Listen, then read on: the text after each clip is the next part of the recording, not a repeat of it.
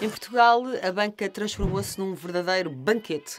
Há quem diga mesmo que, para os bancos portugueses, há bar aberto. Vamos começar por um dos principais protagonistas desta derrocada, Ricardo Salgado, o dono disto tudo. Em 2014 ficámos a saber que enterrou o banco e até agora, 2019, nós os portugueses já enterramos com ele 9 mil milhões de euros. 9 mil milhões de euros a saírem diretamente dos cofres do Estado, ao contrário do que diz Centeno ou António Costa, esse dinheiro vem dos nossos bolsos, vem dos contribuintes, justamente para sustentar aquilo que foram os desvarios e os comportamentos absolutamente delinquenciais de Ricardo Salgado e da sua pequena entourage. O que é que se passa com Ricardo Salgado? 5 anos depois, Ricardo Salgado é acusado num único processo ligado à Operação Marquês e está solto. Vive em sua casa, a casa onde viveu sempre, toda a vida. Lá está, com a sua família, a gozar da liberdade, soltinho, que nem o arroz, soltinho ao vento.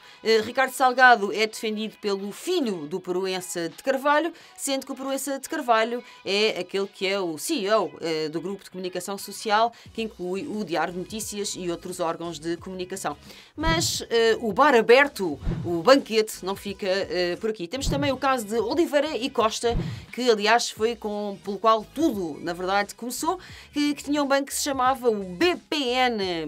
O Oliveira Costa vinha diretamente da equipa política de Cavaco Silva, fundou este banco. Este banco nós lá enterramos também cerca de 5 mil milhões de euros. Na verdade as contas não estão bem fechadas, já quem fala em 6, 7, 8 mil milhões de euros. E o que é que se passa com Oliveira Costa? Foi condenado à prisão, é verdade, foi condenado, mas continua solto a gozar a sua vida, neste momento a sua velhice, o outono da existência, e continua claramente em liberdade já há 10 anos depois. Não só foram injetados estes 23 mil milhões de euros na banca, como muitos dos responsáveis continuam à solta, Ricardo Salgado, Oliveira Costa, enfim, no máximo tiveram penas suspensas e, portanto, na verdade estão no conforto das suas casas. Ao fim e ao cabo, a pergunta que decorre daqui, parece-me inevitável, é que de alguma maneira não só temos o poder político capturado por estes interesses financeiros, como a própria justiça. Temos uma justiça muito ineficaz. Eu acho que, apesar de tudo, em Portugal, se há setor que tem dado mostras de tentar combater esta corrupção generalizada, é a justiça. Exatamente. Mas a justiça está, por um lado, muito descapacitada. Não há meios no Ministério Público, não há meios na Polícia Judiciária. A Polícia Judiciária tem menos de metade dos efetivos que devia ter e efetivos, obviamente, também cada vez mais envelhecidos. Portanto, há um estrangulamento orçamental destas instituições de controle não é? Que também não é inocente. E, pois é isso, também não é inocente. Se não é deliberado, parece. Até porque, sejamos claros, se há política que se paga a si própria, mesmo em termos de retorno financeiro, é de combate à corrupção. Claro. Portanto, isto é, obviamente, não é inocente. Ou deveria pagar-se a si própria, se fosse feito o arresto de bens. Se for feita como deve ser, se for feita como deve ser, é muito lucrativa num país como Portugal. Altamente lucrativa. Não está a ser feito. Portanto, há esse problema de falta de capacitação, há um problema de falta de especialização dos próprios juízes que têm que julgar isto, que tanto julgam crimes económicos e financeiros complexos como outro tipo de crimes, facadas e roubos, etc. E, portanto, falta especialização.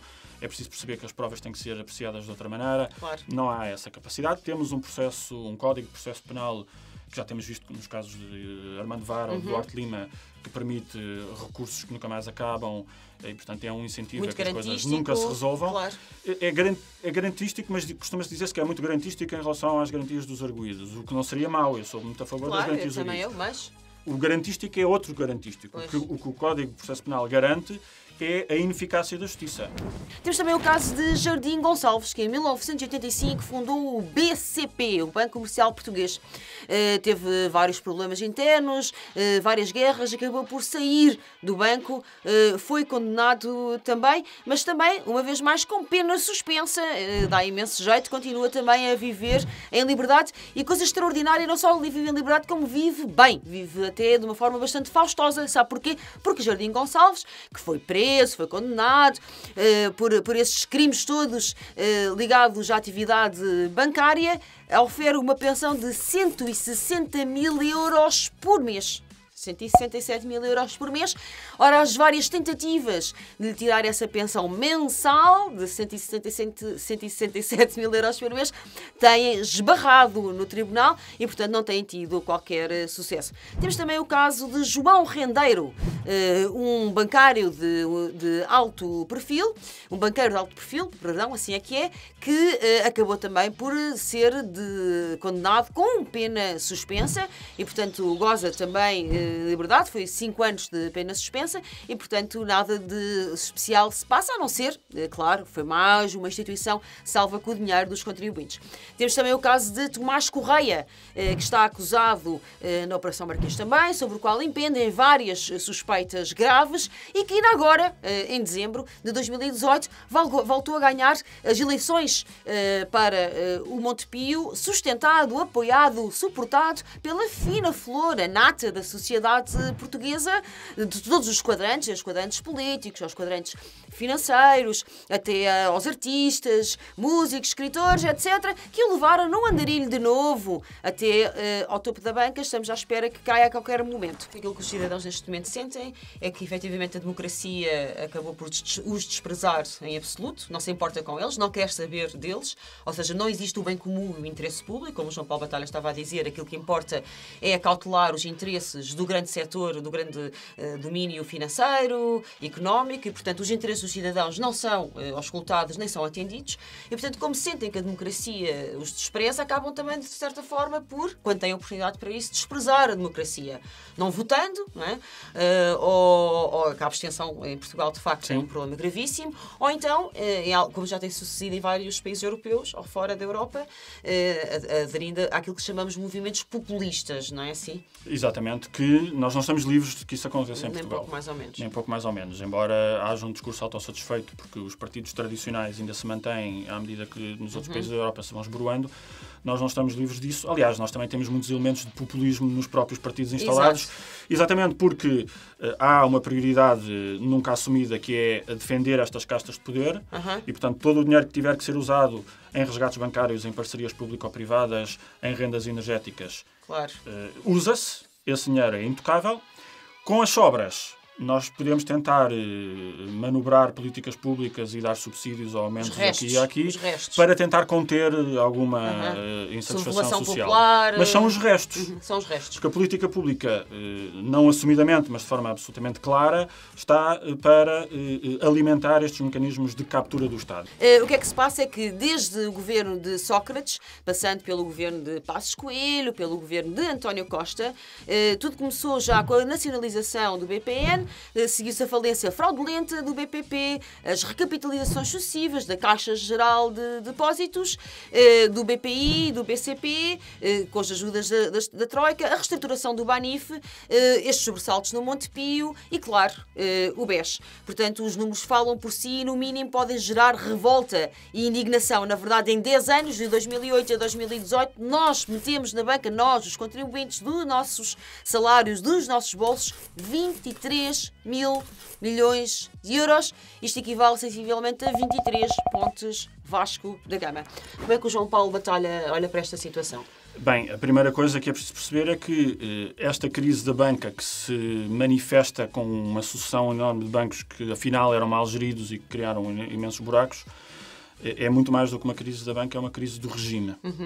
Porque os negócios que criaram estes problemas foram negócios de captura do Estado e de favorecimento de amigos. Portanto, não foram negócios de concessão de crédito à economia real que depois se tenham esboroado por causa da crise. Foram situações em que os responsáveis dos bancos, os seus gestores e os seus acionistas estavam a roubar os bancos com a cumplicidade dos governos, que eles próprios capturavam de muitas maneiras, de financiamento político lícito ou ilícito, de favores, de portas giratórias para a concessão de cargos, etc.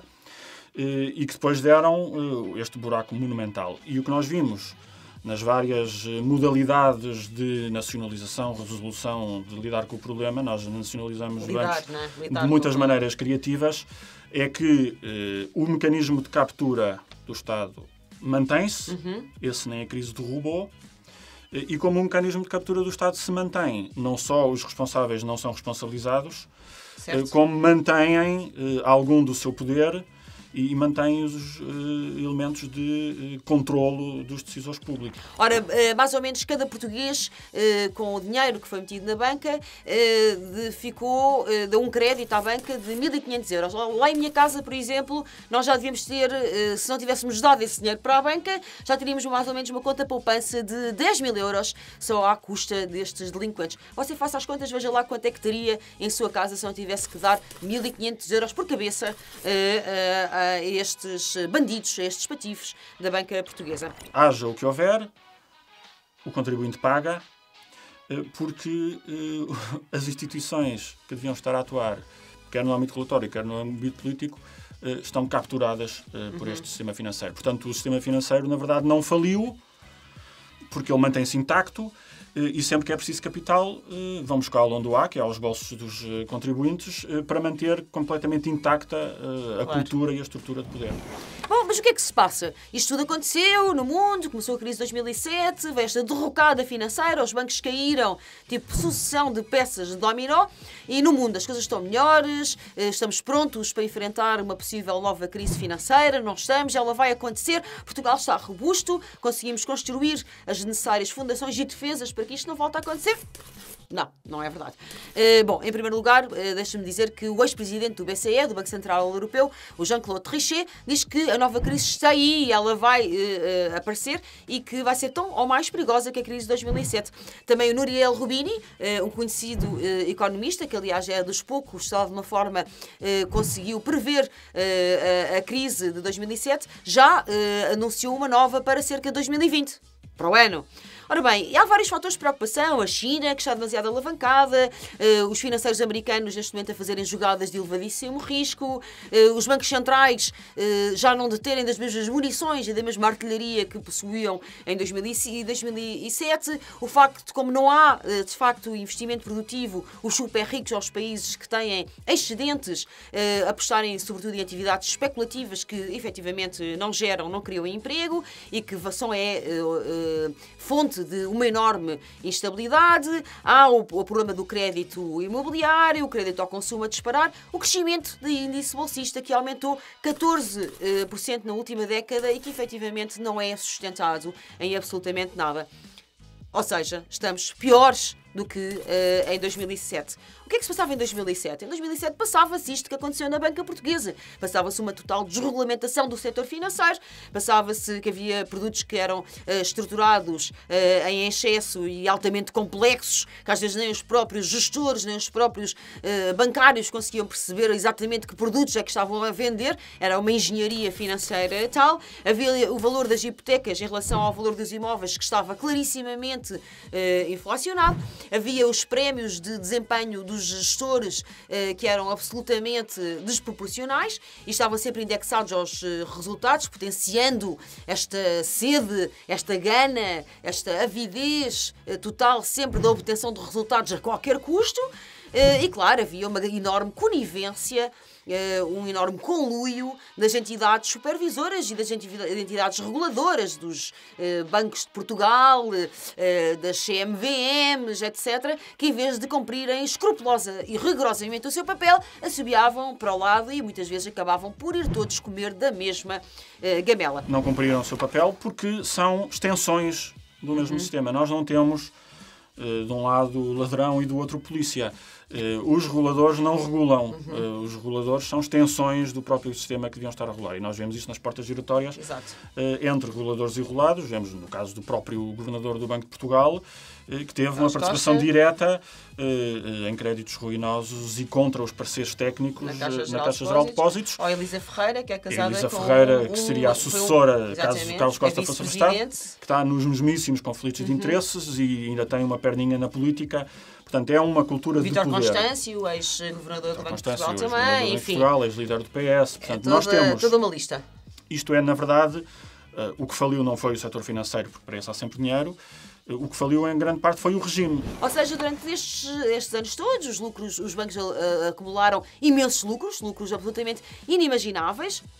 Da mesma maneira que os seus funcionários, gestores, diretores, por aí fora, também foram acumulando um imenso património.